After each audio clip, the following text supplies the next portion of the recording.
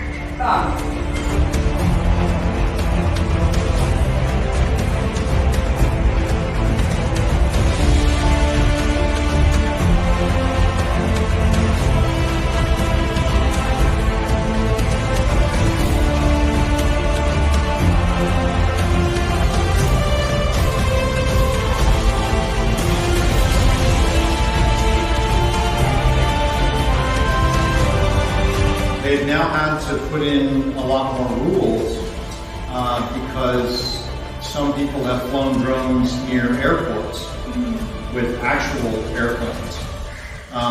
And that can be very dangerous because, you know, if a drone falls on a crowd, you've seen that, right? You saw the film that showed that. Somebody could get really hurt. You know what can happen if you stick your finger in the propeller.